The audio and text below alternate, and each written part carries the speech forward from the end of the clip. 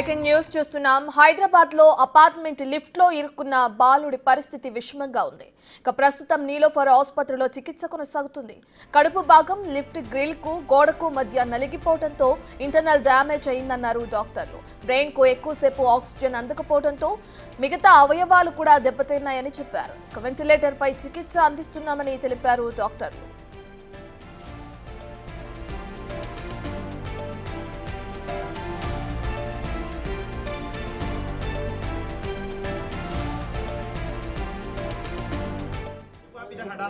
नीचे इंस्ट्रक्शंस लेके करना अपन लेके पूछ लो आप अपना बेटा ऊपर लेके देखो बच्चा को निकाल दे बाबा బాలుడు గ్రౌండ్ ఫ్లోర్ ఎక్కేందుకు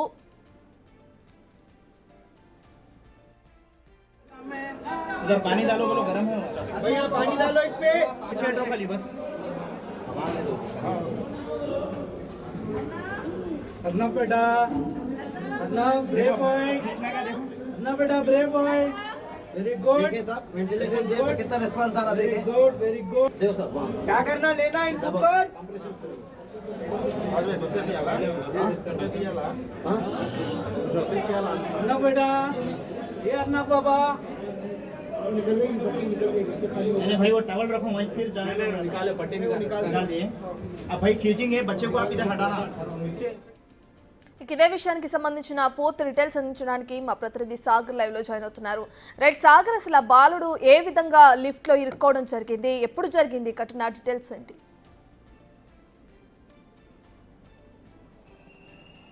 నిన్న మధ్యాహ్నం ప్రమాదవశాత్తు నాంపల్లి పోలీస్ స్టేషన్ పరిధిలో ఉన్నటువంటి మేఫర్ అపార్ట్మెంట్లో 5 ఏళ్ల అర్నవ్ బాలుడు చిక్కుకున్నాడు. అయితే లిఫ్ట్కి ఇటు గ్రిల్కి మధ్యలో చిక్కుకోవడంతో ఈ ప్రమాదం జరిగినట్లుగా కూడా తెలుస్తుంది. తన తాతతో కలిసి, యాక్చువల్లీ వీళ్ళు గోషమాల్ గోడెకే కబర్కి చెందినటువంటి అజయ్ కుమార్ కొడుకుగా కూడా తెలుస్తుంది.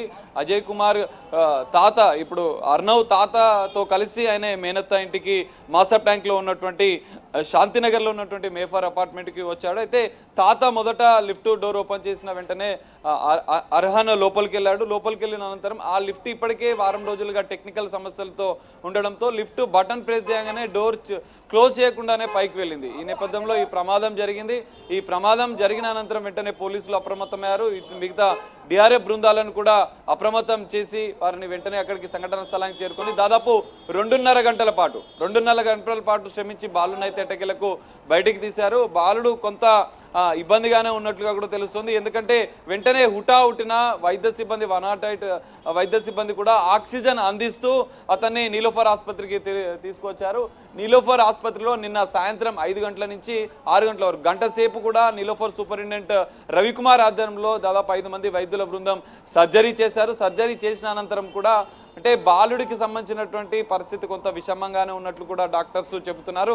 ఎందుకంటే లిఫ్ట్లో దాదాపు 2.5 గంటలు చిక్కుకొని ఉన్నటువంటి అర్హాన్ ఆక్సిజన్ అందక కొంత ఇబ్బంది పడ్డట్లుగా కూడా వైద్యులు నిర్ధారించారు. అయితే ఆక్సిజన్ అనేది బ్రెయిన్కి అందలేదు. బ్రెయిన్కి అందకపోవడంతో ఇప్పటికే ఫిట్స్ ప్రాబ్లం ఉన్నటువంటి అర్హాన్కు మిగతా ఆర్గాన్స్ కూడా కొంత డ్యామేజ్ అయినట్లుగా కూడా వైద్యులు గుర్తించారు. నిన్న సర్జరీ చేసిన అనంతరం కూడా వైద్యులు కొన్ని విషయాలైతే అర్హాన్కి సంబంధించిన ఆరోగ్య పరిస్థితి పైన కొన్ని వివరాలు వెల్లడించారు.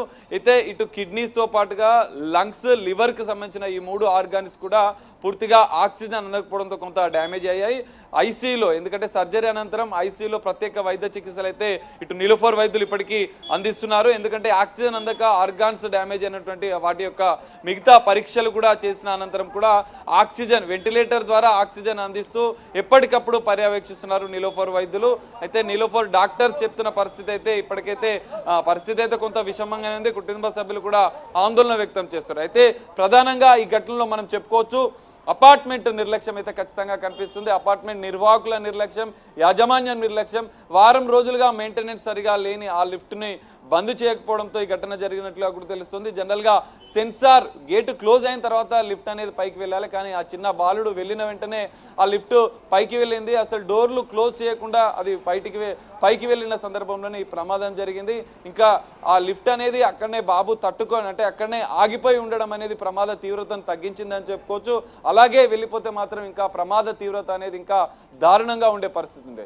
ఖచ్చితంగా ఇటు అపార్ట్మెంట్ పైన కూడా అపార్ట్మెంట్ నిర్వాహకుల పైన కూడా మెయింటెనెన్స్ సరిగా చేయకుండా వైఫల్యమైనటువంటి వారిపైన కూడా నాంపల్లి పోలీసులు కేసు నమోదు చేసుకుని దర్యాప్తు చేసే అవకాశం అయితే కనిపిస్తుంది. నీలోఫర్ డాక్టర్స్ ఈ రోజు సాయంత్రం కూడా అర్హాన్కి సంబంధించినటువంటి ఆరోగ్య పరిస్థితి పైన కూడా మరో కీలక ప్రకటన చేసే అవకాశం ఉంది. ఇప్పటికైతే ఐసీయూలో వెంటిలేటర్ ద్వారా అర్హాన్కు చికిత్స అందిస్తున్నారు. కుటుంబ సభ్యులు అయితే కొంత ఆందోళన పరిస్థితిగానే ఇక్కడ పరిస్థితి కనిపిస్తుంది. రత్న రైట్ సాగర్, అయితే మీరు చెప్పిన విధంగానే చూసుకుంటే మానవ తప్పిదం వల్లే ఒక బాలుడి పరిస్థితి ఇంత విషమంగా ఉందని మనం చెప్పుకోవచ్చు. ఎందుకంటే లిఫ్ట్ కొన్ని రోజుల నుంచి రిపేర్లో ఉన్నా కూడా దాన్ని సరి చేయకుండా అదే విధంగా యూజ్ చేస్తూ ఉండడం కారణంగా బాలుడి పరిస్థితి ఈ విధంగా ఉంది.